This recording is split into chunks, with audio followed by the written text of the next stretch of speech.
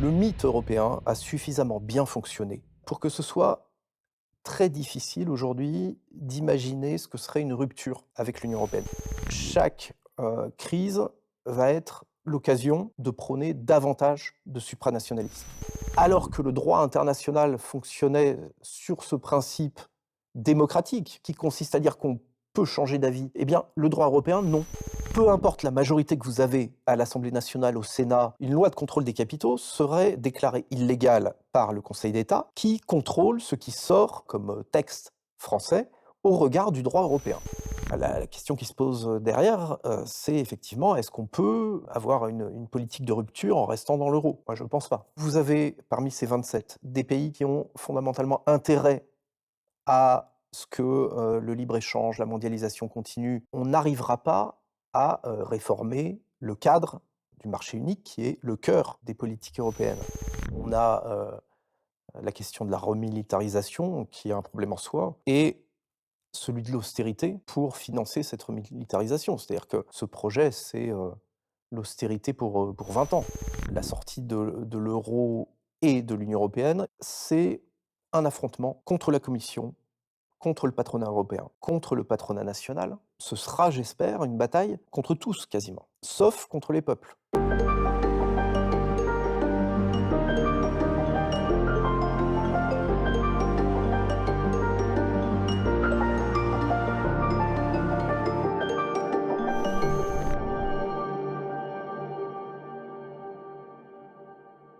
Aurélien Bernier, bonjour. Bonjour. Je suis très heureux de vous recevoir sur la chaîne YouTube du média Élucide. Alors, vous êtes essayiste et journaliste, vous collaborez régulièrement au Monde diplomatique. Votre travail porte sur les politiques énergétiques et environnementales, sur la mondialisation et, ce qui va beaucoup nous intéresser aujourd'hui, sur l'Union européenne. Vous êtes l'auteur de nombreux ouvrages, dont Désobéissons à l'Union européenne, L'énergie hors de prix et tout récemment, Que faire de l'Union européenne. On va évidemment essayer tout au long de cet entretien de savoir ce qu'il faut faire avec cette Union européenne. Mais avant ça, il est important de savoir quel est le problème. On est aujourd'hui plus dépendant que jamais de l'Union européenne. Et pour commencer, est-ce que, d'après vous, cette institution a produit les effets positifs escomptés? Alors, il faudrait déjà savoir de quels effets positifs escomptés on parle, parce on a entendu beaucoup, heu, d'arguments dans ce sens, je crois que finalement le principal argument, c'est celui de l'Europe protectrice, hein. Protectrice contre la guerre, surtout dans les premières années, les premières décennies. Aujourd'hui, davantage, protectrice, d'un point de vue économique. D'ailleurs, je pense que le succès de cette, idée européenne réside dans, ce mythe de l'Europe protectrice. Alors qui est un mythe, qui est très loin d'être une réalité, notamment parce que, l'Europe, a, peut-être protégé ses États membres, de conflits armés, mais encore on ne peut pas savoir ce qui se serait produit sans cette institution, si on avait eu, hem, une organisation différente des coopérations différentes entre, États. Mais bon, on voit que l'Union européenne a pas réussi à empêcher des guerres à ses frontières, qu'aujourd'hui, elle mène une guerre par procuration, hem, en, en livrant des armes, à l'Ukraine sans, se positionner, comme, véritable médiateur, et négocier, la fin du conflit.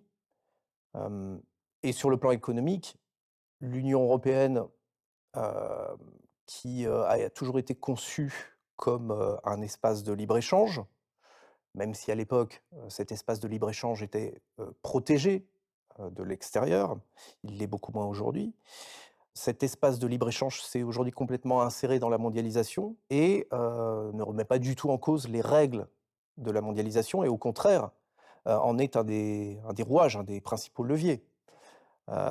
Donc voilà, cette image d'Europe protectrice, est totalement usurpée de mon point de vue.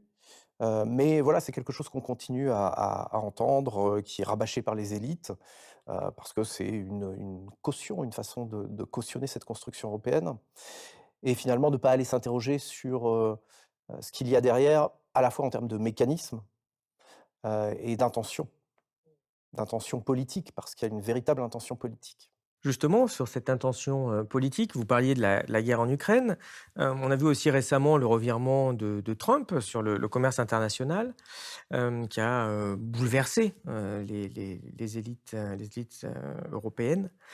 Hem Et on voit surgir depuis lors des discours, pro-fédéralisation, pro-fédéralistes de l'Union européenne qui poussent à plus d'intégration que jamais en disant: «Voilà, on les sent, hein, c'est le moment ou jamais là, il va falloir, vraiment bazarder les ce qui reste encore un poil de souveraineté, à l'échelon supérieur sur lequel finalement on pèse assez peu». Et tout ça dans cette idée, bah, voilà, ce qu'on va donner à l'échelon supérieur, ça permettra enfin à cet échelon supérieur de peser, mondialement. Même si ça fait 80 ans qu'on dit ça, qu'on pèse de moins en moins, mais enfin bon, peu importe. Que pensez-vous de ce raisonnement, en tout cas qui est vraiment alors, rabâché dans une espèce de lavage de cerveau dans à peu près tous les grands médias maintenant? Bah, je pense qu'il faut le remettre, dans un contexte historique où, une partie des dirigeants européens, ont toujours eu en tête, le supranationalisme. C'est quelque chose qui est présent dès le départ, dès le traité de Paris, qui, institue, la Communauté européenne du charbon et de l'acier. Certains, pas tous les défenseurs de la construction européenne, mais certains, ont l'idée de faire une Europe supranationale, c'est-à-dire une Europe qui s'impose à ses États membres. Et en fait, ça va évoluer en fonction du contexte politique, c'est-à-dire que les supranationalistes, sont quand même plutôt en position de force, au lendemain de la Seconde Guerre mondiale et puis, vont se retrouver mis en échec pour différentes raisons, mais notamment parce qu'en France, on a De Gaulle, dans les années, à la fin des années 50 qui revient au pouvoir, qui va s'opposer, à ce supranationalisme, qui est voulu par, le président de la Commission européenne de l'époque, Walter Hallstein. Et pendant un certain temps, les supranationalistes vont ronger leurs freins et finalement laisser, les États décider, la trajectoire de la construction européenne.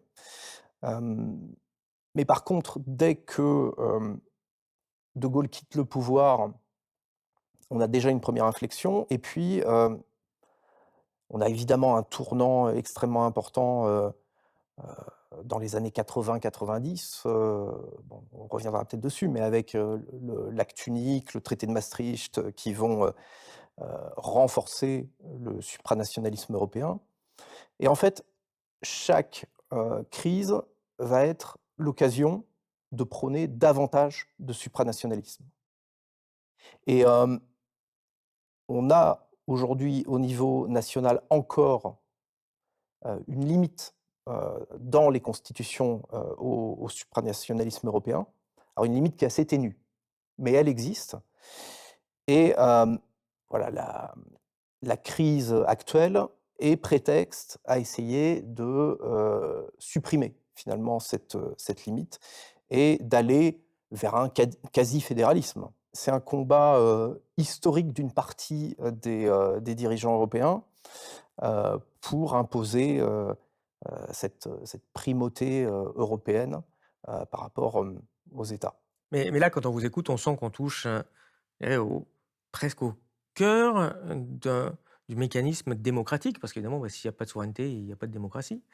C'est assez évident et pourtant on se rend compte que, bah, ce sujet de l'Union européenne qui actuellement détermine quasiment l'intégralité des politiques. On voit qu'aujourd'hui on peut pratiquement plus rien faire sans avoir au moins informé, voire demandé l'autorisation, voire directement imposé par l'Union européenne.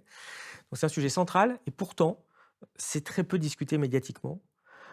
Pourtant, pratiquement aucun grand parti politique ne s'occupe réellement de cette question. Pourquoi? C'est vraiment le sujet tabou, par excellence et voilà d'ailleurs, enfin je m'étais déjà, interrogé sur les raisons de ce tabou, il y a pas mal d'années, en 2016, 2014 pardon, dans un livre qui s'appelait «La gauche radicale et ses tabous». Alors évidemment du point de vue, de ma famille politique.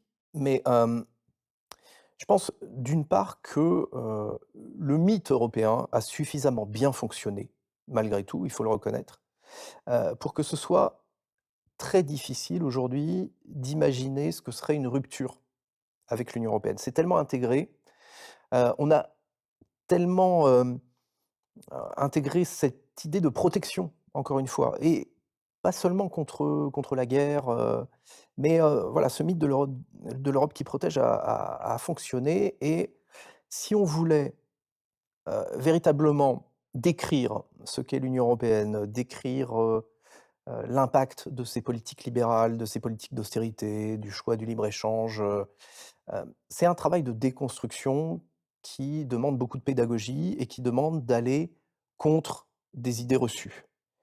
Et donc c'est un travail de long terme. Et je pense que pour les partis politiques, c'est extrêmement difficile de mener ce travail de long terme, d'être constant sur cette question, parce que les stratégies électorales font que, à un moment donné, on va avoir intérêt à critiquer, la construction européenne.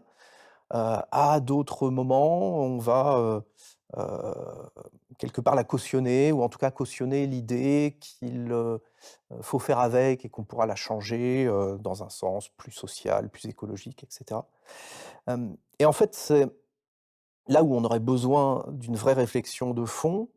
Les questions électorales viennent en permanence perturber, ce discours.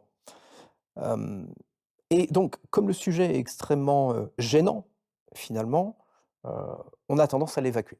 Avec un vrai problème, enfin, même plusieurs vrais problèmes. C'est-à-dire, quelle est la crédibilité d'un discours politique qui fait quasi l'impasse sur une question aussi structurante que, l'Union européenne? Hem, voilà, pourquoi laisser, ce sujet de la critique de l'Union européenne à des forces, nationalistes, conservatrices, et pour qui ça a l'air de bien fonctionner et qui en profitent. Alors, leur succès n'est pas, uniquement lié à ça, mais on constate partout en Europe que, des forces nationalistes prospèrent, y compris sur la critique de l'institution européenne.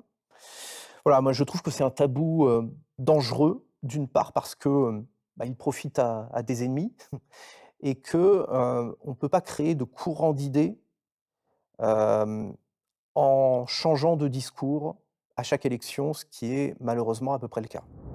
Si vous aimez cette chaîne et notre travail, pensez à vous abonner et suivez-nous sur elucide.media. En plus de garantir notre indépendance, en vous abonnant à notre site, vous aurez accès à tous nos contenus, analyses graphiques, synthèse d'ouvrages, podcasts, entretiens exclusifs et articles quotidiens. On compte sur vous. Est-ce que c'est possible, d'être, de gauche et de se dire pro-Union européenne? Oui, oui, oui, c'est possible puisque certaines organisations véritablement de gauche, se sont dit, alors pro-Union européenne en tout cas, pour, une Union européenne réformée. Hem, voilà, après avoir eu un discours, très eurocritique, anti-monnaie unique, hem dans les années 90, au début des années 90, le Parti communiste français a eu un discours beaucoup plus pro-européen. Alors évidemment, en défendant l'idée d'une Europe sociale, hem, mais oui, il a eu un discours pro-européen tout en étant de gauche. Bon, ça a été une erreur, et d'ailleurs, il en revient. Aujourd'hui, le PCF reconnaît, qu'il va falloir rompre avec au moins certains éléments, de droit européen. Bon. Maintenant, on est toujours dans, ce discours extrêmement ambigu qui fait croire que, l'Union européenne pourrait être différente, voire radicalement différente de ce qu'elle est aujourd'hui. Et finalement, ces partis, ou ces mouvements qui, ont considéré qu'ils pouvaient être à la fois pro-européens et de gauche, se sont alignés sur, heu, le mythe de l'Europe sociale des sociaux-démocrates. Finalement, ils ne disent rien de différent. C'est-à-dire que cette, Union européenne, pourrait évoluer vers davantage de social, davantage d'écologie, bon et donc finalement renoncer à tout ce pourquoi elle a été créée. Un espace de libre circulation des marchandises, des capitaux, un espace pour développer des politiques, d'austérité, donc voilà, il y a, une illusion, heu, qui, qui est très présente, à gauche et qui fait énormément de mal. Pendant ce temps-là, à droite, en effet, comme vous le disiez, bon, il prospère, enfin, plutôt la droite un peu radicale puisque l'idée de sortie de l'Union européenne, ça a longtemps été comme associé à l'extrême droite, historiquement. On voit bien que le RN s'est maintenant converti à une forme de néolibéralisme européen. Puis ça fait quelques jours que, Marine Le Pen revient un peu, agite le sujet, européen, mais jamais sans dire qu'il faut rompre, sortir. C'est pareil quoi, il faut faire une autre Union européenne. Enfin bon, on est sur ces idées-là en disant: «Oui, en théorie, c'est possible». Enfin, tout comme Bolloré, en théorie, pourrait devenir de gauche. Bolloré aussi, il pourrait dire: «Je donne ma fortune aussi à Emmaüs». Enfin, il pourrait. Ouais, Bon, c'est tout est pas non, possible mais en tout est théorie, possible en hein. théorie. Après, bon, Mmh. une histoire de pratique, de probabilité et surtout dans notre horizon de vie humaine, quoi. Pourquoi la droite s'est historiquement emparée de cette question-là? La droite, la droite a toujours été, enfin toujours, la droite moderne a toujours été divisée sur ces questions puisque, au lendemain de la Seconde Guerre mondiale, on a, une droite pro-européenne et une droite, on dirait eurocritique, hein, aujourd'hui. Le gaullisme acceptait l'idée, d'une, intégration européenne, mais avec des conditions assez drastiques. C'était la construction d'une Europe des États, et une Europe des États où, la France aurait un poids, heu, prédominant, en tout cas suffisant pour, imposer ses vues.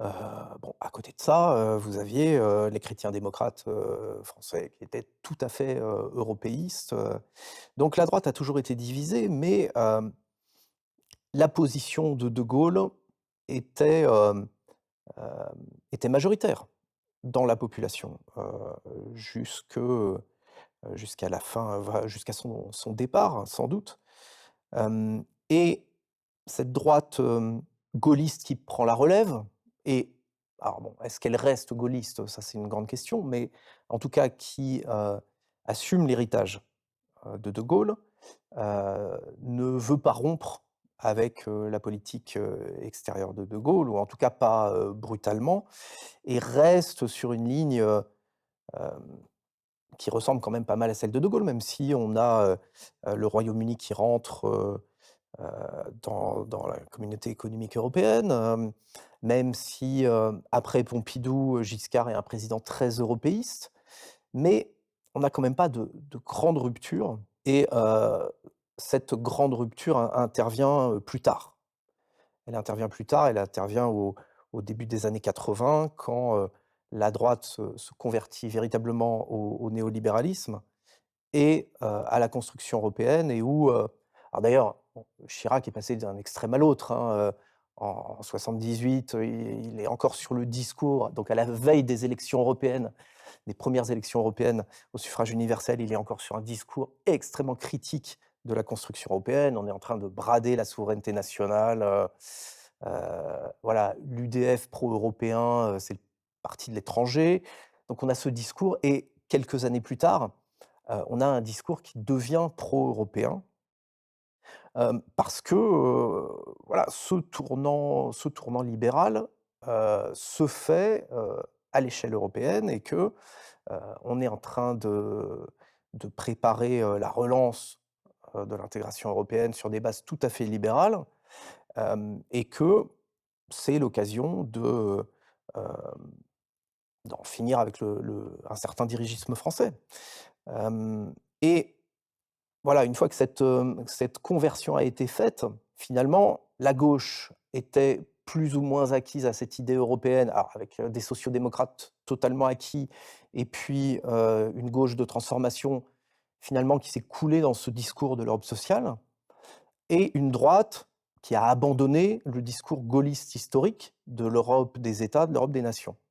Et donc, l'extrême droite n'a qu'à se baisser pour ramasser ce discours. Et c'est ce qui se passe dès 84, puisque, aux européennes de 84, Jean-Marie Le Pen mène campagne sur l'Europe des nations. et il a le champ libre. Et alors c'est pas évidemment pas la seule raison, mais il fait un très bon score puisqu'il dépasse les 10 et c'est vraiment le premier score, marquant, du Front national et depuis, l'extrême droite se construit sur la critique de l'Union européenne. En tout cas, construit son discours économique, sur la critique et social sur la critique de l'Union européenne. Hem, bon, alors il y a eu toute une période où ils voulaient sortir de l'euro, bon, ça a été, stratégiquement, c'est intervenu à un moment où ce discours pouvait avoir, de l'audience. Bon, aujourd'hui, finalement, l'extrême droite, française et beaucoup de partis d'extrême droite, à l'étranger, sont sur l'idée aussi de réformer les institutions européennes, pour faire cette fameuse Europe des États, Europe des nations. Heu, voilà, ce qui a pas véritablement plus de crédibilité que l'idée de faire une Europe sociale. Si ce n'est que les scores de l'extrême droite rendent, par la force des choses, cette option un peu moins illusoire que les scores de la gauche de transformation. On a assisté à une forme aussi d'offensive juridique, puisqu'aujourd'hui 80 environ de nos lois sont d'origine européenne. Est-ce que la France est toujours un pays souverain dans ces conditions? Alors ce supranationalisme qui était voulu par, certains une partie des dirigeants européens, a eu du mal à s'imposer. Mais, dès le départ, l'idée était qu'il s'impose par le droit. Ce qui bloquait politiquement a été débloqué par le droit. C'est-à-dire qu'on avait dès, la Communauté européenne du charbon et de l'acier, une cour de justice, pour régler les litiges. Avec, la création des communautés européennes en 57, on a encore une cour de justice pour régler les litiges, mais, heu voilà, rien n'était dit sur, la nature de cette cour de justice et sur le type de jugement qu'elle allait rendre.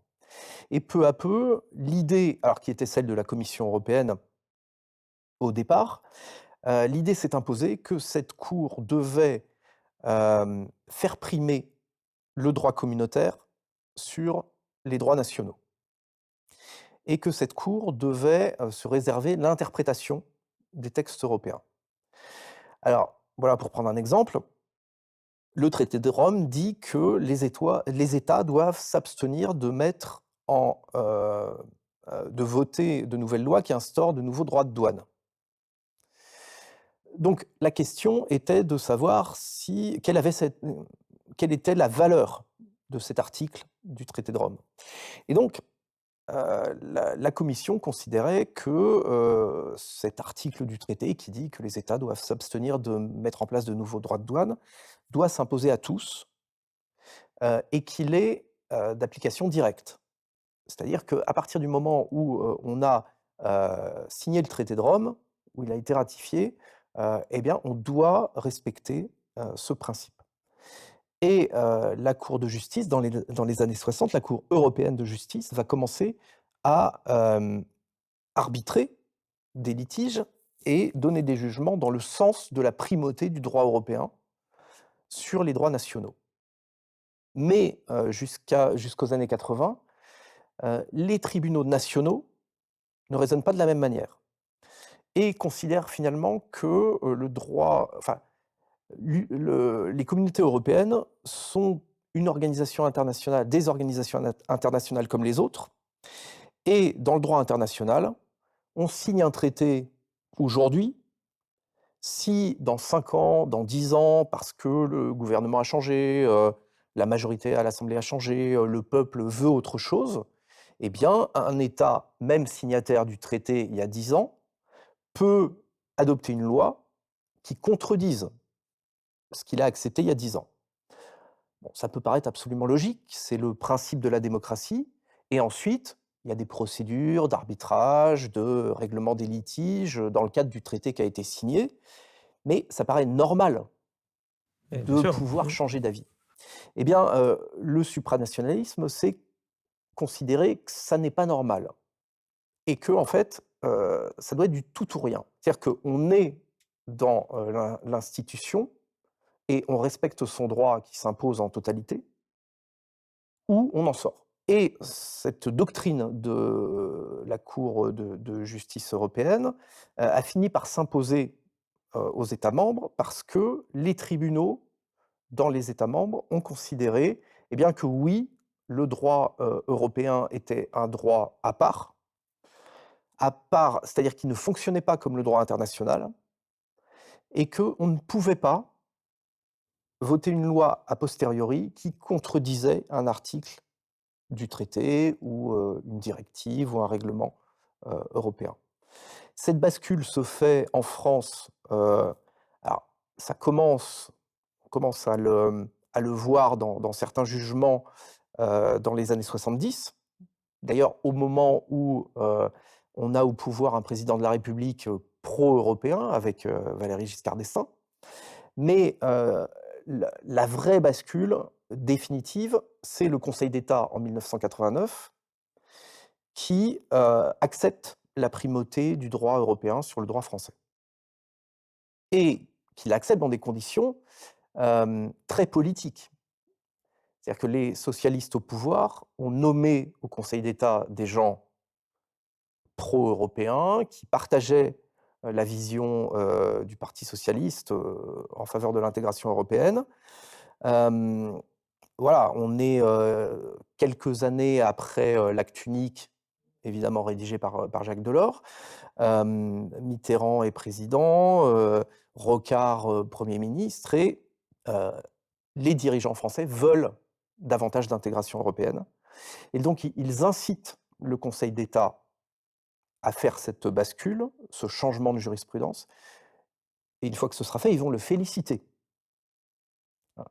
Donc voilà, il y a des courriers, qui existent, Rocard s'adressant, au premier vice-président du Conseil d'État qui, lorsque le Conseil d'État, accepte cette primauté du droit européen, Rocard le félicite en disant, voilà: «C'est un grand pas pour la construction européenne». C'est quand même extraordinaire de se dire que, hem, alors que le droit international fonctionnait sur ce principe démocratique, qui consiste à dire qu'on peut changer d'avis, que le peuple peut, avoir accepté, un traité à une époque et peut vouloir autre chose quelques années plus tard, le droit international est basé là-dessus. Eh bien, le droit européen, non.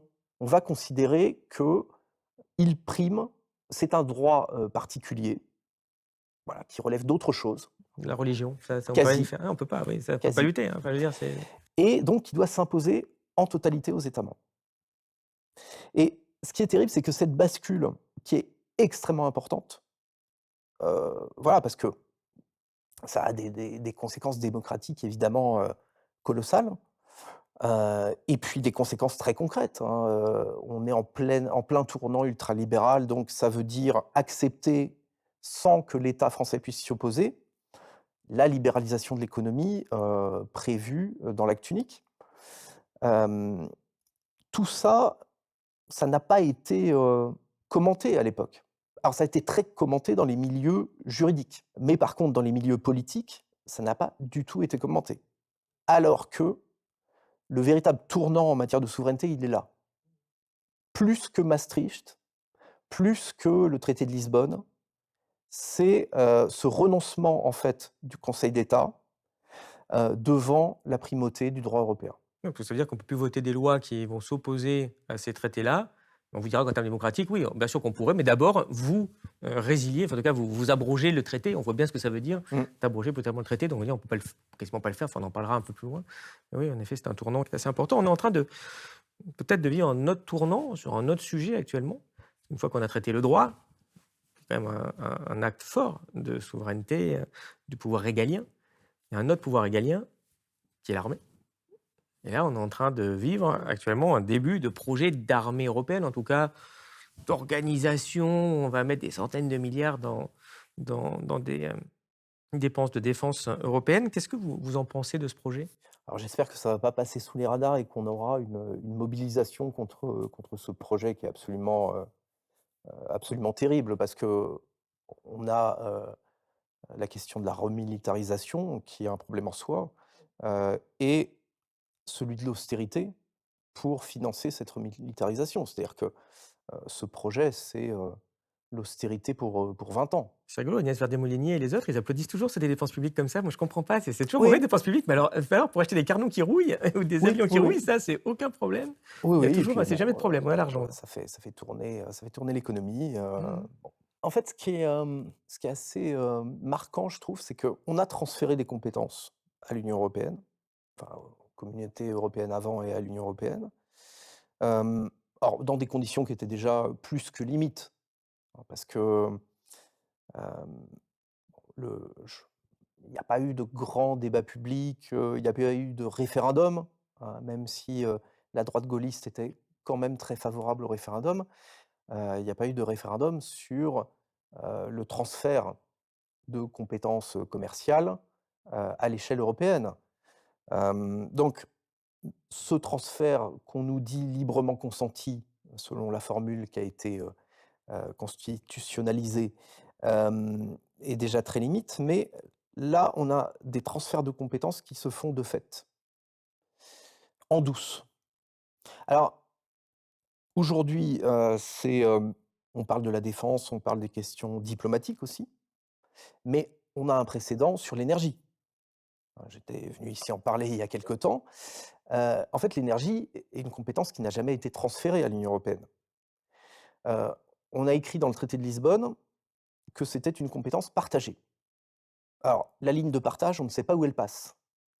C'est un grand problème des compétences partagées, c'est que, c'est absolument pas clair.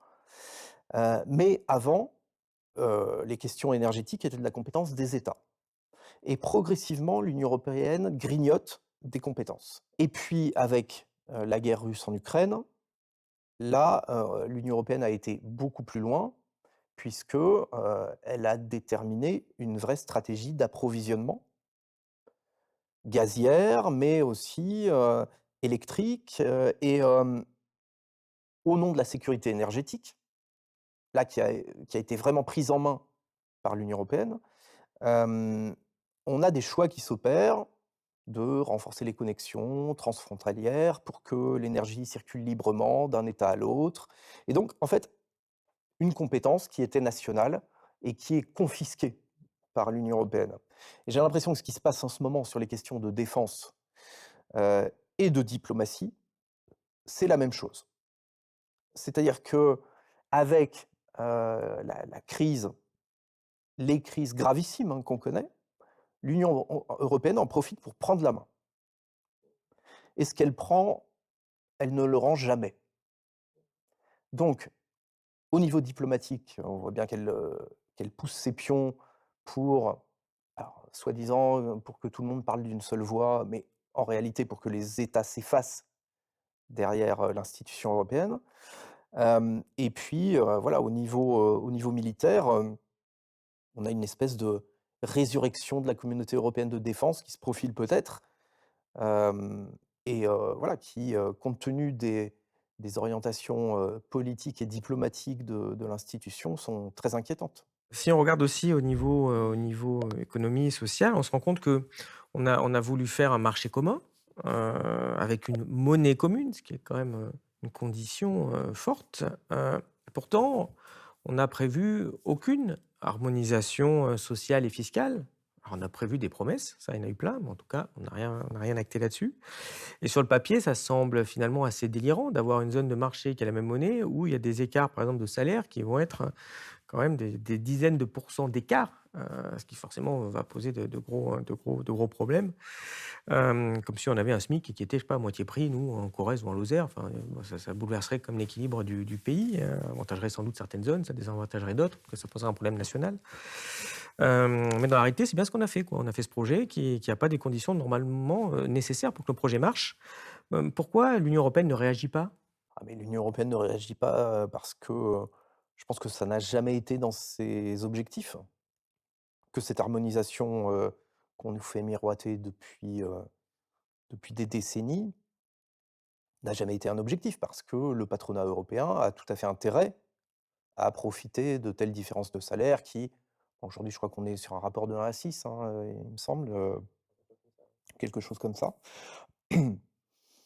et que, bah, ça lui permet d'optimiser, de la même manière que, on n'a jamais eu d'harmonisation fiscale, qu'on a toujours des paradis fiscaux dans l'Union européenne. Malte, Chypre, le Luxembourg, l'Irlande, qu'on peut quand même classer, Bien sûr, ouais. Ouais. même si aucun de ces pays-là, bien sûr, n'est classé en tant que tel comme paradis fiscal. Mais on a des paradis fiscaux, dans l'Union européenne. C'est pareil, cette idée de l'harmonisation fiscale, on nous balade avec depuis, des décennies. Hem, mais, ça voudrait dire s'attaquer aux privilèges de grandes multinationales qui vont avoir, leur compte, leur siège au Luxembourg, qui vont profiter, de ports francs à Malte, qui vont, voilà, jouer de ces différences de coûts. Alors, de coût du travail, coût de l'énergie, mais, c'est une aubaine pour le patronat. Donc pourquoi changer ça? Oui, puis d'ailleurs, on voit que bien loin de changer, en fait, ils essayent d'approfondir encore puisque, on voit qu'on a étendu l'Union européenne à des pays de plus en plus pauvres et qu'il y a encore des projets d'étendre, parce que maintenant il Bien y a un sûr. projet d'étendre Mmh. à l'Ukraine, où j'ai pu regarder, bon, il faudrait être quoi? 100-150 € par mois là-bas le salaire minimal à peu près. Oui, ou C'est l'Albanie ou, la Macédoine du Nord, c'est vrai que ça nous qui manquait hein? l'Albanie, je trouve aussi. Moi, je me dis souvent: «Tiens, ça serait mieux avec l'Albanie». Ouais. C'est quoi dans ce cas la vision, le projet européen d'aujourd'hui?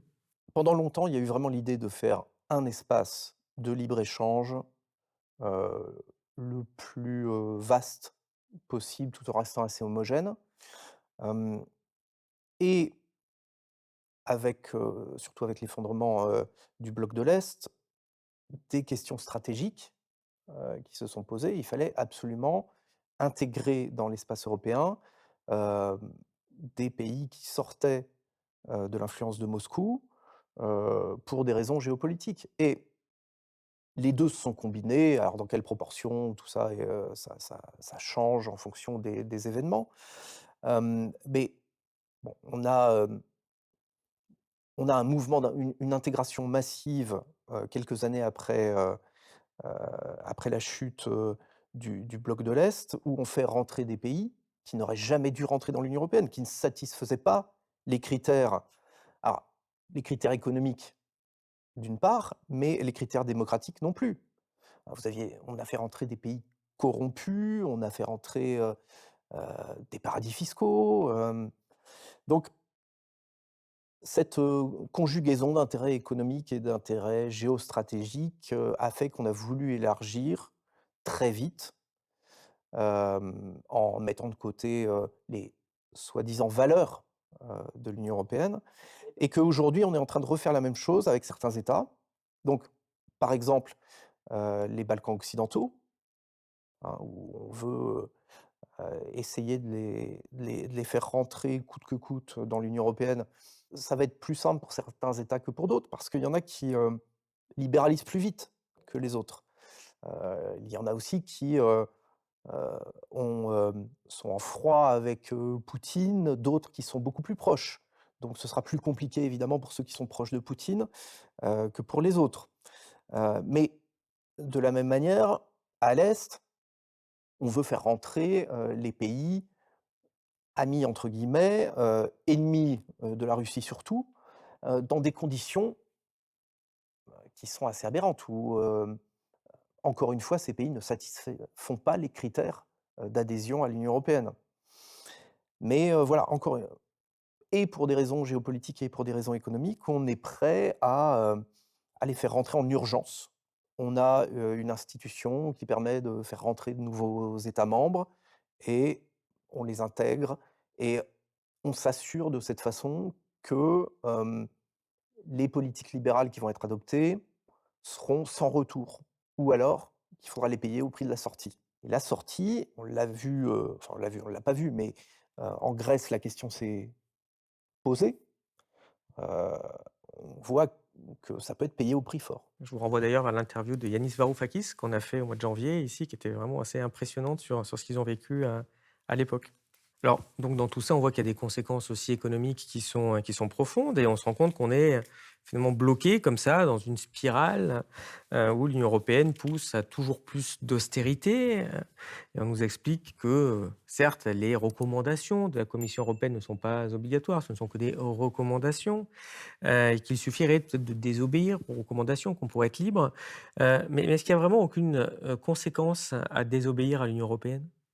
Alors, il faut véritablement savoir ce qu'on met derrière ce terme de désobéissance. Alors, bon, j'ai un peu une responsabilité puisque j'ai sorti, vous l'avez rappelé, en 2011, donc il y a quand même un certain temps, un livre, qui s'appelait «Désobéissons à l'Union européenne», mais dans lequel j'expliquais alors pourquoi désobéir? Parce que, voilà, à l'époque, on avait, des discussions, des débats sur la désobéissance, civile, mais jamais on avait cette idée de, désobéir finalement à un niveau supranational qui est le niveau européen. Alors que pourtant, les politiques, l'essentiel des politiques se joue là. Donc c'est évidemment un pied de nez à cette question de la désobéissance civile, mais j'expliquais dans ce livre, je faisais déjà une analyse juridique, pour dire que le droit européen s'imposait aux États et que si on voulait désobéir, il restait un moyen, mais il fallait absolument changer la Constitution pour restaurer des formes de primauté du droit national sur le droit communautaire. Le problème, c'est que ce terme de désobéissance, qui visiblement, heu, marchait pas trop mal, a été repris par des organisations, politiques, mais qui en ont changé le sens. En disant finalement qu'en laissant croire qu'on pourrait désobéir comme on veut. C'est-à-dire que, voilà, il suffirait de ne pas appliquer une directive, de ne pas appliquer un règlement et qu'on désobéirait à l'Union européenne, et que ça créerait un rapport de force politique. Le problème, c'est que, le droit européen prime donc sur le droit national, mais le contrôle de la conformité du droit national par rapport au droit européen se fait par les tribunaux français.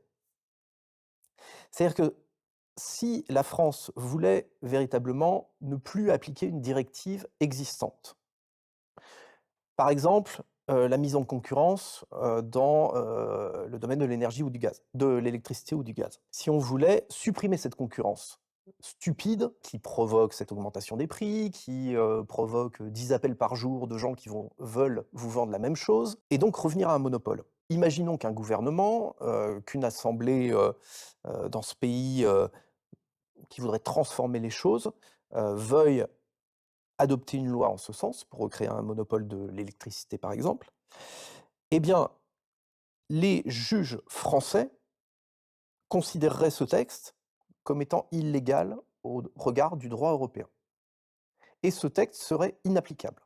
Pour prendre un autre exemple, le contrôle des capitaux, moi qui me paraît absolument incontournable si on veut mener une politique de gauche, alors pareil, dont on ne parle pas, parce que c'est un sujet complexe et qui justement pose ces questions, d'obéissance ou de désobéissance aux règles européennes. Si on voulait contrôler les capitaux, eh bien, une loi de contrôle des capitaux aujourd'hui, peu importe la majorité que vous avez à l'Assemblée nationale, au Sénat, ou, la cote de popularité que vous avez dans l'opinion publique, une loi de contrôle des capitaux serait déclarée illégale par le Conseil d'État, qui contrôle ce qui sort, comme loi, comme texte français, au regard du droit européen. Donc en fait, il n'y a pas de désobéissance possible. Alors évidemment, on peut, traîner des pieds pour transcrire une directive. On peut, dépasser les limites autorisées du déficit, budgétaire. Il y a des procédures qui prennent longtemps, bon, voilà. Mais le droit existant, donc le droit du marché unique, qui est quand même le cœur du projet européen, ce droit-là, on ne peut pas, désobéir. Donc l'idée de désobéir à l'Union européenne, elle ne tient que si on accepte un changement juridique. Alors après, on peut discuter de sa nature, de sa portée, mais un changement juridique qui permette de récupérer des leviers de souveraineté au niveau national. Et ici, là, vous parlez évidemment de problématiques, majeures, hein, et profondes, juridiques.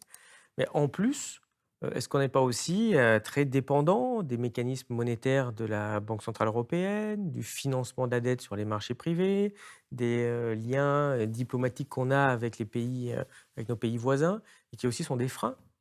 Par exemple, si un jour il voulait y avoir une politique de rupture, quelle qu'elle soit? Oui, bien sûr, mais c'est aussi, l'argument qui nous est servi en permanence pour accepter les politiques européennes et ça ça ne peut plus, être un argument. C'est-à-dire qu'on ne peut pas accepter, des décennies de libéralisme ou d'ultralibéralisme, simplement pour préserver cette institution qui n'est qu'une institution parmi d'autres. C'est-à-dire qu'on peut très bien imaginer avoir des relations étroites avec nos pays les pays voisins, même les pays plus lointains, sans être liés par, ce droit européen, le droit de l'Union européenne.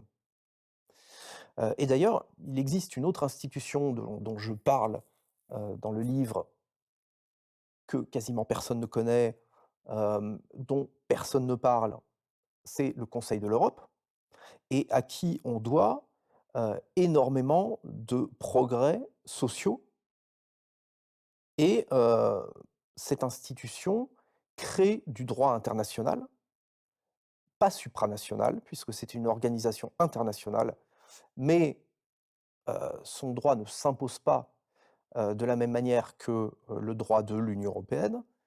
Même si ce qui complexifie les choses, c'est que l'Union européenne reprend, puise des éléments dans, les textes du Conseil de l'Europe pour en faire du droit, européen, qui lui est supranational. Mais en tout cas, cette autre institution européenne a beaucoup plus, d'acquis à son actif, d'acquis, a beaucoup plus, de chartes, de textes progressistes que, l'Union européenne et ça montre bien qu'on peut avoir des accords, qu'on peut avoir se retrouver autour de valeurs, qu'on peut avoir des accords de coopération sans passer par la case supranationalisme. D'ailleurs, on a d'autres exemples à des échelles plus, restreintes. Le Benelux, qui est un accord de coopération, entre la Belgique, les Pays-Bas et le Luxembourg, il n'y a pas de supranationalisme. Le Conseil des pays nordiques, même chose. Donc on peut très bien imaginer des relations, avec les États voisins qui ne soient pas, assujettis au supranationalisme européen, tout comme on peut imaginer, avoir, des échanges, commerciaux, tout à fait normaux sans avoir la même monnaie. Alors effectivement, le fait d'être enfermé dans l'euro est un carcan supplémentaire. C'est-à-dire qu'on a le carcan juridique et dans ce carcan juridique, on a la spécificité de tout ce qui concerne la monnaie unique, Ce qui est un sacré handicap si on veut faire un rapport de force un jour comme, ce qui est un vrai comme handicap. Varoufakis nous l'a raconté, hein. Voilà, la question qui se pose, derrière, c'est effectivement est-ce qu'on peut, avoir une politique de rupture en restant dans l'euro? Moi, je ne pense pas. On essaye, aussi de nous tranquilliser en nous disant: «Mais finalement la situation n'est pas si grave, regardez, le fameux pacte de stabilité, ces histoires de règles de 3 de déficit, eh bien regardez actuellement c'est suspendu, on ne s'applique pas, actuellement on a des déficits dantesques et puis, la Commission européenne ne fait rien». D'ailleurs j'ai vu qu'elle a classé notre procédure là pour déficit excessif, bon, en tout cas on pourra en discuter, mais en tout cas, ils essaient de dire: «Bah regardez, c'est la preuve que quand même l'Union européenne, bah, elle peut mettre un peu de flexibilité de temps en temps». Qu'est-ce que vous en pensez? Oui, sur ce genre de critères, bien sûr et d'ailleurs, elle a mis pas mal de flexibilité, encore une fois, pour faire rentrer des pays, soit dans l'Union européenne, soit dans la zone euro, alors que, ne il ne répondait pas aux exigences que, l'institution avait elle-même, imposées. Est-ce que c'est parce que de la flexibilité quand ça les arrange bien, en fait, et jamais ailleurs? Exactement, exactement. Les procédures pour déficit, voilà, on peut les suspendre, on peut les restaurer, bon ça dépend, est-ce qu'on veut resserrer la vis, lâcher un peu de lest, mais voilà, là on a des variables d'ajustement aux mains de l'Union européenne, hein, les États là-dedans, sont, passifs. Hein, c'est bien l'Union européenne qui décide en fonction des circonstances, de serrer davantage la vis ou un peu moins. Mais par contre, ces, ajustements qu'on peut avoir sur un critère comme le déficit, il n'est pas question de l'imaginer sur, le contrôle des capitaux, le contrôle des marchandises. C'est-à-dire que sur ce qui constitue le cœur du marché commun, là, il y a pas d'assouplissement possible et c'est bien la différence. Quand certains disent, bon, la France insoumise pour pas les nommer, hein, ou, ils écrivent dans leur programme, «Vous voyez, l'Union européenne désobéit elle-même à ses propres règles parce qu'elle, suspend, les critères de défi pour, les procédures pour déficit excessif. C'est donc bien la preuve qu'on peut désobéir». Non! Enfin, ce raisonnement est totalement abusif. Heu, voilà, on a une règle qui, peut être plus ou moins assouplie là, mais par contre, heu, le cœur du système, lui, on n'y touche pas. C'est impossible et aucun État ne pourrait aujourd'hui, restaurer un contrôle des capitaux ou, mettre en place des mesures, protectionnistes, sur les flux de marchandises, dans le cadre du droit européen actuel. J'ai voulu réagir il y a une minute quand vous disiez: «Oui, mais finalement, tout ça, ça vient de l'Union européenne, et les États, ils ont pas leur mot à dire». Mais est-ce qu'il y a pas aussi une petite perversion de la chose? C'est que quand on parle d'Union européenne, on parle pas de la Cour internationale de justice ou d'un bidule complètement extérieur auquel on serait soumis.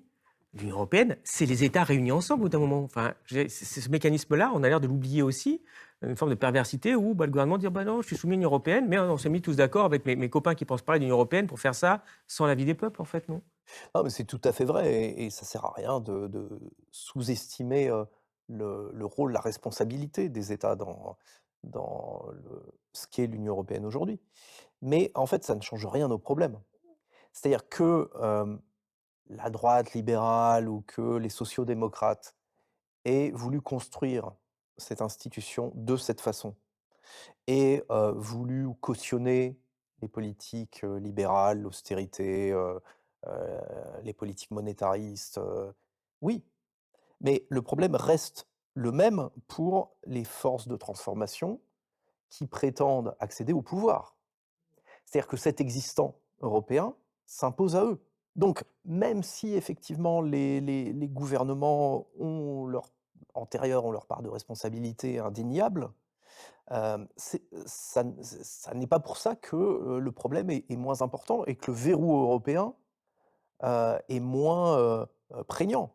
Et ce que je trouve assez grave, c'est que cet argument finalement, l'Europe n'est que ce que les États ont voulu en faire, ça sert parfois, souvent même, à dire: «Donc l'Europe finalement c'est pas le vrai problème». Vous voyez? À, heu, décentrer, et à pointer la responsabilité des États en disant d'ailleurs, bon, les partis trotskistes le font très bien, hein, quand on lit la littérature de lutte ouvrière par exemple, l'Europe c'est pas le problème c'est le capitalisme, et d'ailleurs ce sont les capitalistes et les États, nationaux qui ont, créé cette Union européenne. Mais oui, c'est vrai. Et alors? C'est pas une raison pour, minimiser le problème européen, puisque aujourd'hui, eh bien, la loi néolibérale se fait à l'échelle européenne. Oui, mais beaucoup de gens de gauche se disent qu'il faut quand même essayer de changer l'Union européenne de l'intérieur, bah, il y a qu'à faire un rapport de force, que la France est puissante et puis si elle dit non, on tapera très fort, du poing sur la table, bon, ça va changer. Qu'est-ce que vous en pensez dans cet environnement-là que vous avez étudié de très près? Alors, il y a 2 2 éléments de réponse, qui, démontrent cette idée, qu'un changement de l'intérieur serait possible. 1°, les textes ont été faits pour ne pas être modifiés. Hein. C'est-à-dire que quand, sur les questions commerciales, sur les politiques de concurrence, sur, le marché unique, vous avez besoin de l'unanimité des États membres pour changer d'orientation. Qu'on n'est plus à l'Europe des 6. Déjà l'unanimité à l'époque de l'Europe des 6, hein, c'était compliqué, mais aujourd'hui on est 27. Que vous avez parmi ces 27 des pays qui sont fondamentalement libéraux, d'autres qui sont des paradis fiscaux qui ont fondamentalement intérêt à ce que, le libre-échange, la mondialisation continue parce qu'ils en tirent des bénéfices. Oui, enfin, je veux dire, il y a même pas besoin de parler de l'Allemagne, un pays aussi libéral que, les Pays-Bas ou, l'Autriche, des États comme Malte ou comme Chypre ou comme le Luxembourg ou aujourd'hui l'Irlande. Hem, bon, cette unanimité est évidemment impensable. Donc on n'arrivera pas à, réformer le cadre du marché unique qui est le cœur des politiques européennes. Alors évidemment si, bon cette règle de l'unanimité, bon, s'il y avait, s'il y avait 23-24 pays avec la France, l'Allemagne, l'Espagne, l'Italie, qui étaient d'accord, pour changer d'orientation, évidemment les autres seraient obligés soit de plier, d'accepter, soit de quitter l'Union européenne. Donc c'est pas, la Lituanie ou l'Estonie à elles seules qui peuvent bloquer, une réforme de l'intérieur. Mais on voit bien que, elle est totalement illusoire à partir du moment où la plupart des pays qui aujourd'hui sont dans l'Union européenne sont soit fondamentalement libéraux, soit, bénéficient d'une façon ou d'une autre, du libre-échange, de la libre circulation des capitaux et cetera. Et puis comme vous Et le dites, il y aura jamais en même temps une volonté de faire ça et en France et en Allemagne et en Italie et en Espagne déjà, prenons ces 4 grands pays de l'UE, enfin. ça paraît assez improbable. C'est d'autant plus difficile à imaginer quand on regarde, le poids des forces de transformation en Europe. C'est-à-dire alors force de transformation, je parle de la gauche de transformation, donc hors social-démocratie. C'est pas une insulte, que je leur adresse, hein, puisque la social-démocratie s'est d'elle-même placée dans une logique d'accompagnement du marché, donc qui n'est pas de transformation, qui est, d'aménagement. Mais cette gauche de transformation est d'une faiblesse incroyable, si on regarde ces 27 pays. C'est-à-dire que les 15 à peu près, de sièges à l'Assemblée nationale que représente la gauche de transformation française, c'est quasiment l'exception. Vous avez 2 pays, je crois c'est avec la Suède, on a cette proportion-là, autour de 15. Mais dans la plupart des autres pays, c'est bien moins que ça. C'est entre 5 et 10, pour les mieux lotis et dans toute une partie de l'Union européenne, cette gauche de transformation n'est pas représentée à l'Assemblée et parfois même pas aux élections. Donc on a une faiblesse, terrible et qu'on retrouve au Parlement européen. Alors Parlement européen en plus qui a un poids quand même assez, faible, un poids politique assez faible, même si, on lui donne un peu plus de compétences. Mais c'est encore pire, je crois que c'est autour de 6 des sièges. Donc quand des partis vont aux élections en disant, «On va changer les choses de l'intérieur», comme aux dernières élections européennes, on a pu l'entendre, mais comment? Et j'ai envie de vous dire, et alors la droite de transformation? La droite de transformation, bon, peut-être qu'il y en a 2 en fait. On a cette, droite nationaliste, qui progresse un peu partout et qui prospère sur le bilan politique et économique de l'Union européenne, hein. Il suffit de voir en Hongrie, le succès d'Orban, qui est quand même réélu depuis 2010. Donc c'est pas un hasard, c'est pas un coup de bol, son élection. Il y a une véritable adhésion, et alors adhésion à, quelqu'un, évidemment qui a un discours, nationaliste, mais qui fait un mix finalement de mesures pro-patronat et de mesures assez sociales. Hem et qui, prospère sur, le discours critique de l'Union européenne, très critique. Et bon, si enfin vous disiez, droite de transformation, on peut y mettre aussi, peut-être les forces gaullistes qui restent encore, en tout cas les personnages, parce qu'on peut difficilement parler de forces, politiques organisées. Mais on a quand même des personnages à droite qui se revendiquent du gaullisme et qui pourraient représenter une droite de transformation plus sociale, bien sûr, et en opposition avec la droite nationaliste. À peu près tous morts Mais quand même les gaullistes, non? En vrai, OK, on peut pas Ça ça Villepin, on va dire que c'est le dernier qui est là. Enfin, ça ça existe fait un quoi, hein. ça existe encore. Non, il y en a un peu plus que ça, mais en fait, ce qui est intéressant, c'est ils sont confrontés au même, paradoxe que la gauche de transformation. Si on voulait remettre en place des politiques véritablement gaullistes en France, je pense que ce serait une rupture quasi révolutionnaire. Réobtenir un compromis social tel qu'on l'avait à l'époque, c'est réobtenir, un État, en capacité de réellement diriger l'économie, de planifier l'économie, heu, ce serait révolutionnaire par rapport, au contexte actuel. Et donc en fait, les mêmes questions devraient se poser aux gens qui se disent gaullistes aujourd'hui, des questions de rupture et de comment on procède, comment on opère cette rupture.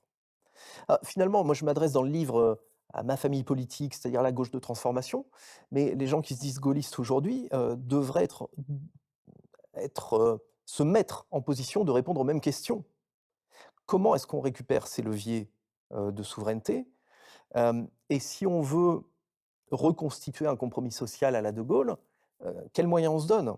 Et là aussi, les questions de savoir si on peut désobéir, si on peut changer l'Europe de l'intérieur, si, il faut aller plus loin et envisager des ruptures radicales, elles se posent et finalement les réponses sont les mêmes que pour la gauche. J'ai envie de vous demander pour venir sur cette histoire de désobéissance, est-ce que des États ont déjà été sanctionnés pour avoir désobéi? Oui, oui, oui, on a eu des procédures, contre la Hongrie, contre la Pologne, mais pour des questions, qui sont tout autres, qui ne concernent pas, le marché unique, les aspects économiques. On était sur le registre des droits fondamentaux avec, voilà, un État hongrois qui, limitait l'indépendance de la justice, même chose un peu plus tard en Pologne. Et oui, on a eu des procédures, mais bon, des procédures qui, prennent des années et des années avant d'aboutir à la moindre sanction. Alors on a bien compris, finalement pour vous, l'option, qui va rester, c'est évidemment la sortie, de l'Union européenne. Or, c'est perçu comme étant le tabou, absolu. Est-ce que, pour vous, c'est quand même une voie raisonnable? Alors en fait, je pense qu'il y a 2 options, même si à moyen ou long terme, je ne vois pas comment un, un État qui se donnerait, une majorité de transformation à gauche pourrait rester dans l'Union européenne compte tenu de ce qu'elle est. Mais, je pense qu'il y a deux options. Il y a effectivement la sortie, bon, qui a le mérite de poser les choses relativement clairement, mais, qui ne règle pas tout. Et qui peut être compliquée parce que, elle pose des questions juridiques elle aussi. Et puis, il y a la possibilité, malgré tout, de s'en sortir, récupérer des leviers de souveraineté en, modifiant la constitution française pour que le droit français puisse primer à nouveau sur le droit européen. Alors pourquoi est-ce que, la sortie, pose des problèmes? Bah, elle pose un problème juridique. Alors elle pose beaucoup de questions évidemment économiques, voilà, qu'est-ce qui se passerait, avec une sortie de l'euro, alors bon, les économistes, évidemment, ont fait des scénarios, mais bon, qui restent des scénarios, hein, je ne sais pas si, on peut avoir des certitudes en la matière, je pense pas. Mais elle pose déjà une question juridique. C'est-à-dire qu'il existe une procédure de sortie d'un État membre de l'Union européenne, qui est l'article 50. Et que dit cet article 50? Il dit que, l'État qui veut sortir et l'Union européenne négocient les conditions de la sortie. Bon, ce qui est logique, hein, c'est normal, il y a un après, il va y avoir des relations entre l'État qui sort et l'Union européenne, donc ça c'est des choses qui se négocient. Mais le problème, c'est que, ces négociations qui peuvent durer 2 ans ne suspendent pas l'application du droit européen, dans l'État considéré. C'est-à-dire que si demain la gauche, radicale avait majorité absolue au Sénat, à l'Assemblée nationale, avait, tous les citoyens derrière elle, et qu'elle décidait, de sortir, de l'Union européenne, Que diraient les juges français? Ils diraient qu'il y a une procédure de prévue et que c'est cette procédure qui doit s'appliquer. C'est normal, le droit européen prime et le droit européen a prévu ces conditions de sortie. Et donc, on se retrouverait pendant, 2 ans maximum, mais sans doute pendant 2 ans, puisque on l'a vu avec le Brexit, l'intérêt de l'Union européenne serait quand même de faire traîner les choses, avec un droit européen qui continuerait à s'appliquer en France. Donc avec un marché unique auquel on ne pourrait pas toucher. Pas de contrôle des capitaux, pas de contrôle des marchandises, pas de, retour à des monopoles, pour l'énergie, pour le ferroviaire et cetera. Donc on serait paralysé pendant 2 ans. Et je pense que dans une logique de transformation, ça pose un vrai problème. C'est-à-dire quand on est le Royaume-Uni et qu'on sort de l'Union européenne, mais qu'on reste, sur des politiques libérales, de libre-échange, bon, c'est pas très grave. Quand on est une force de transformation et qu'on veut contrôler les capitaux pour éviter, qu'ils partent dans les paradis fiscaux, qu'on puisse les taxer, qu'on puisse les redistribuer, quand on veut transformer l'économie en recréant un grand, secteur public à l'abri de la concurrence, ces 2 ans, c'est impossible, hein. On serait évidemment, soumis à l'évasion, des capitaux, on serait attaqué, on pourrait être déstabilisé et le régime pourrait s'effondrer. Et c'est pour ça que vous faites plutôt la promotion dans ce cas-là d'un changement, constitutionnel, j'imagine? Bien sûr, Pour dire que voilà, il faut que ce soit c'est-à-dire les que lois françaises s'appliquent, on la primauté sur les lois européennes, point. même si on vise la sortie, je pense que ça on ne peut pas faire l'économie d'une réforme constitutionnelle qui, modifie la donne et qui, d'une façon ou d'une autre, replace le droit européen à la place qu'il n'aurait jamais dû quitter, c'est-à-dire, heu, un droit international, où l'État a le dernier mot et peut, décider, de, ses politiques, économiques, sociales et cetera. Vous avez cité le cas évidemment auquel on pense, hein, le Brexit. Est-ce qu'il a été aussi catastrophique que ça? Non, non, non, il n'a pas été Ah, parce que quand catastrophique, on entend les médias, moi on m'explique qu'ils sont en train de tous mourir de faim là-bas, les pauvres Anglais qui ont quitté l'Union européenne. oui, mais si on écoute les médias J'ai pas rêvé quand même, non, on non, c'est entend vrai. ça, enfin ils ont l'air, mon Dieu, Non, l'Angleterre. mais bien sûr, après, voilà, si on lit ou si on regarde Élucide, Ah ou des bah, médias, ou autre chose quoi, bien sûr. alternatifs, on voit autre chose. Bon, le Royaume-Uni se porte, plutôt pas mal, hem et surtout la différence, c'est que, le Royaume-Uni a fait une sortie de droite. C'est un gouvernement de droite qui est sorti et qui a continué à mener des politiques libérales.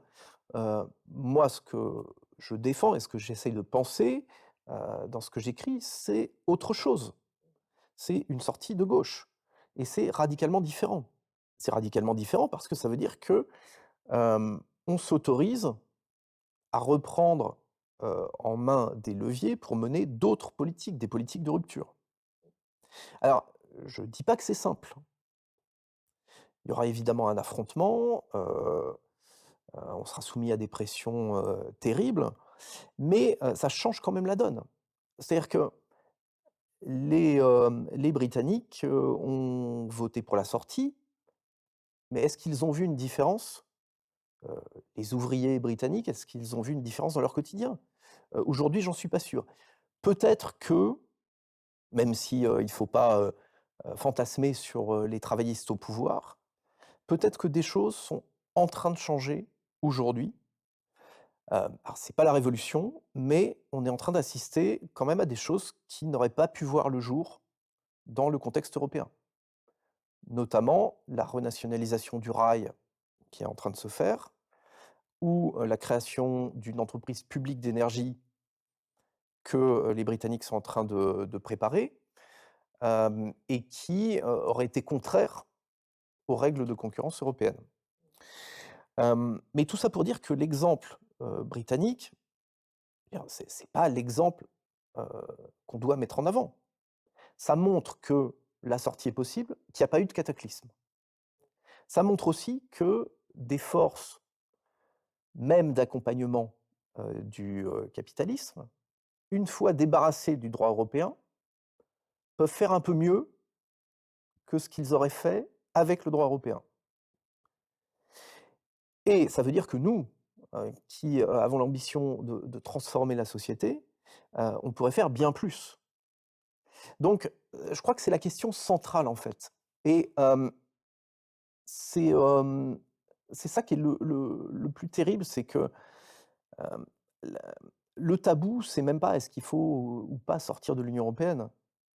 Heu, la question tabou, a débordé de ce cadre-là et on n'ose même plus penser, heu, à alors une solution qui n'est pas simple, réformer la constitution, ça n'a rien de simple, mais on n'ose même plus penser, la renationalisation de certaines politiques, même sans, sortir de l'Union européenne et pourtant c'est possible. J'ai quand même une petite question, enfin, qui me semble petite, qui est quand même importante. On a compris votre vision. Vous nous avez dit: «Bon, regardez le Brexit, alors certes, c'est une sortie de droite pour la droite, qui peut amener certains trucs, mais hold my beer, je vais vous montrer ce qu'on peut faire avec une sortie de gauche, les amis». Mais il y a quand même un cas particulier dans l'Angleterre, c'est qu'elle était pas dans l'euro et que là, on a le boulet de l'euro au pied, ce qui complique quand même un petit peu, même pour une sortie de droite, pour faire une politique de droite, comme ça pose un certain nombre de questions.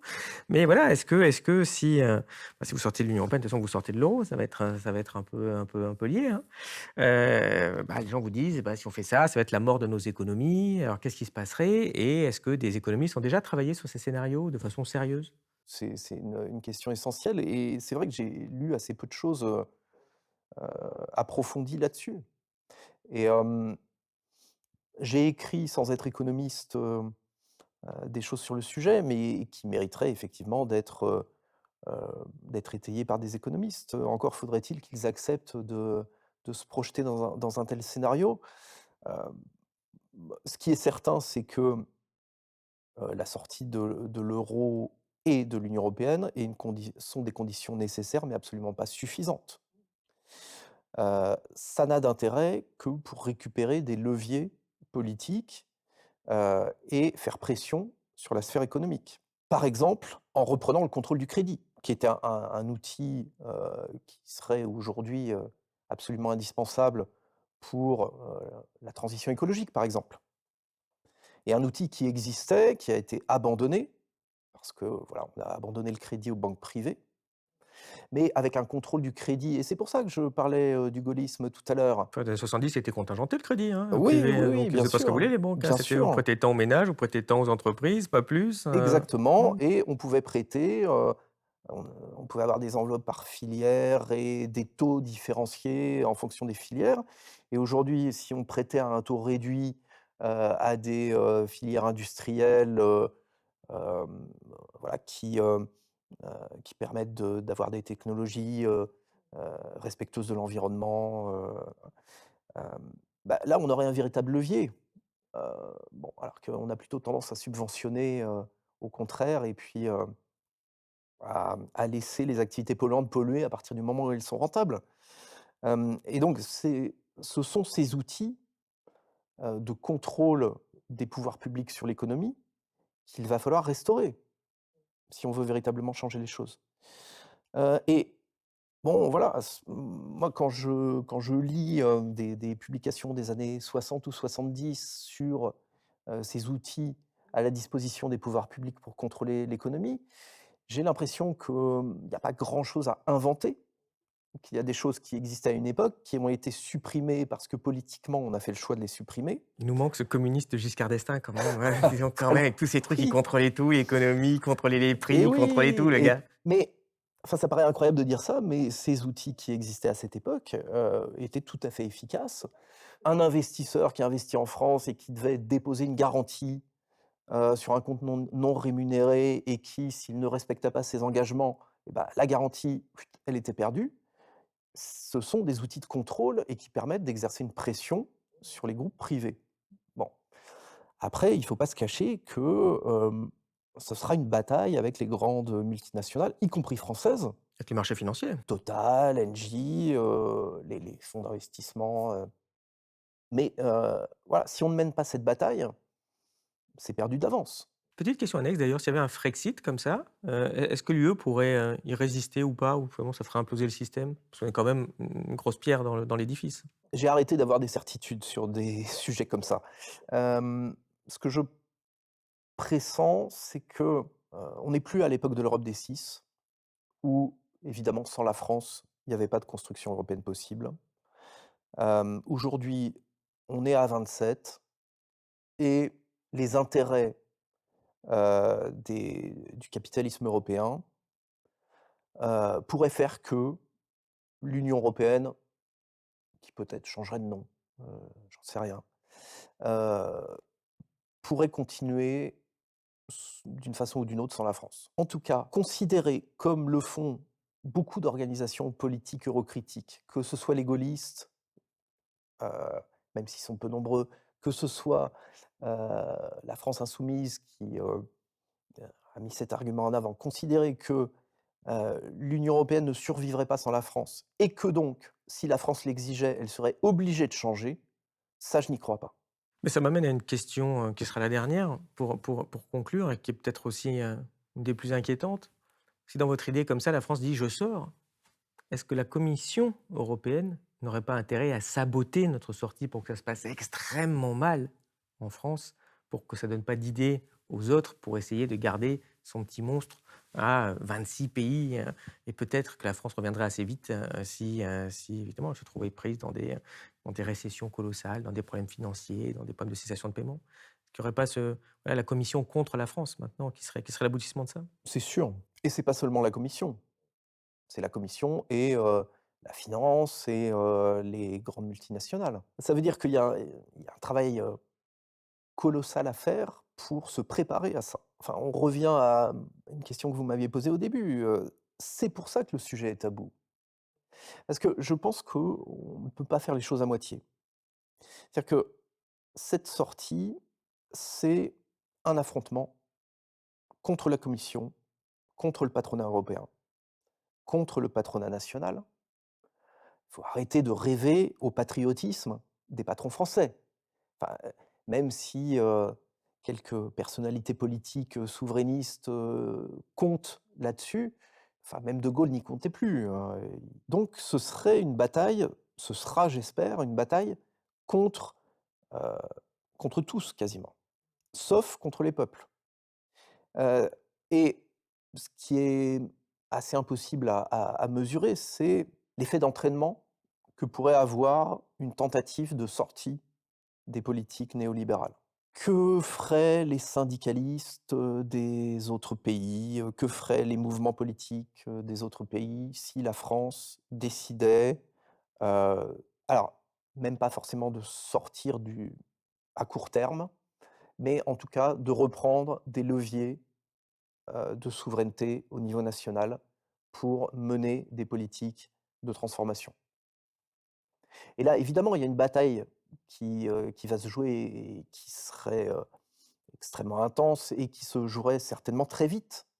C'est-à-dire qu'on aurait bien sûr tous les médias dominants contre nous, comme c'est déjà le cas. On aurait la Commission, on aurait les États libéraux qui hurleraient, hem, l'opposition en France. Et donc ce serait un affrontement entre, les classes, populaires et la partie du peuple qui aurait porté cette force de transformation au pouvoir et les forces de l'argent, hein, pour reprendre, un terme, déjà déjà utilisé par le passé. Qui gagnerait? J'en sais rien. Mais en tout cas, ce qui est certain, c'est que si on ne prépare pas un courant d'idées pour mener cet affrontement, il est perdu d'avance. C'est-à-dire si on laisse croire que les choses vont se passer entre gens de bonne compagnie, que, madame von der Leyen pourrait, céder devant, une gauche, radicale française, qui voudrait contrôler les capitaux, les marchandises ou remettre en place, des monopoles publics, bien, c'est mentir aux gens. Et voilà, je crois qu'il faut intellectuellement se préparer au combat. Et ce que je trouve dramatique, et voilà, c'est, le sens de ce livre, ce que je trouve dramatique, c'est qu'on fait tout pour éviter le sujet. Quand on l'aborde, on le présente d'une façon, ridicule, tellement, caricaturale que ça en est ridicule, et que, on prend les gens pour des imbéciles finalement. Et en faisant ça, on scie la branche sur laquelle on est assise. C'est-à-dire que cette perspective de transformation écologique et sociale, on la rend impossible. Parce qu'on ne la pense pas et parce qu'on ne pose pas, on n'en pose pas les conditions. Voilà, c'est, ce qui me paraît le plus grave finalement dans ce débat sur les questions européennes. Eh bien, merci beaucoup, Aurélien Bernier. En tout cas, on est content, comme on aime le faire sur Lucide, de ne pas vous avoir pris pour des imbéciles. Alors, je vais vous poser notre question, traditionnelle. Qu'est-ce qui est connu de peu de personnes et qui mériterait d'être connu de tous? Hem, je vais peut-être pas faire une réponse très précise, mais moi dans le travail que je fais, je trouve toujours des trésors dans les vieux livres. C'est les livres que vous trouvez, où les frais de port sont plus chers que le prix du livre parce que c'est un truc des années 60 ou des années 70, que déjà pas grand monde avait lu à l'époque et que plus personne ne lirait aujourd'hui.